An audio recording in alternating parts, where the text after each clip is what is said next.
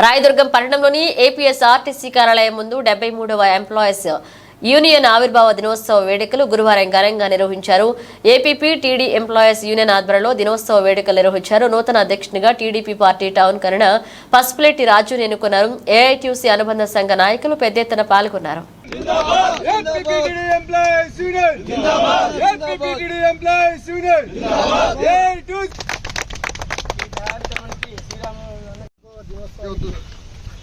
అతిథులుగా విచ్చేసినటువంటి మన యూనియన్ సభ్యులు శ్రీరాములు గారు, మరి రామలింగ గారు, మరి ఎస్ఎస్ పల్లి యూనియన్ సభ్యులందరికీ పేరు పేరున నా ధన్యవాదాలు.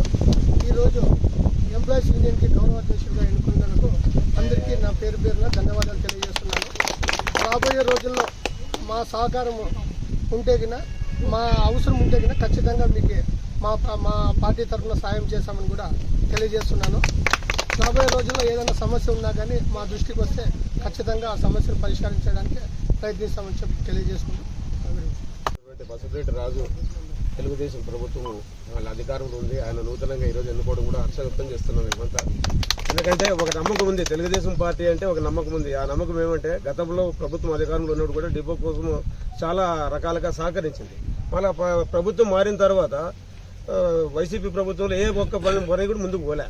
గవర్నమెంట్లో విలీనం అన్నారు, కానీ విలీనానికే పరిమితం అయిపోయింది. ఈరోజు నూతన ప్రభుత్వం ఏర్పడుతుంది. గౌరవ ముఖ్యమంత్రి చంద్రబాబు నాయుడు గారు కూడా మరి ఆర్టీసీ సంస్థను ముందుకు తీసుకుపోతానన్నాడు, అభివృద్ధికి ముందుకు తీసుకుపోతానన్నాడు. ఆయన కూడా ముందుగా మనం ధన్యవాదాలు చెప్పేసి, ఎందుకంటే ఆయన చేస్తాడో చేయడని ఆలోచన అయితే ఎవరికి ఖచ్చితంగా చేస్తాడు. ఎందుకంటే చెప్పినవన్నీ ఒకటి నెరవేరుస్తూ వస్తున్నాడు. అందుకోసం ఆర్టీసీ డిపో కూడా ఈరోజు చాలా నష్టాల్లో ఉంది. మన ఆర్టీసీ డిపో అభివృద్ధి చెందాలంటే బస్సులు కూడా అంతంత మాత్రమే ఉంటాయి. దాదాపు ఒక 40% వరకు కూడా అన్ని స్క్రాప్ అంటే తోలుతా ఉన్నారు. ఈరోజు ఆ బస్సులు కూడా తీసుకొచ్చేదానికి ప్రయత్నం చేయాల్సిన అవసరం ఎంతైనా ఉంది.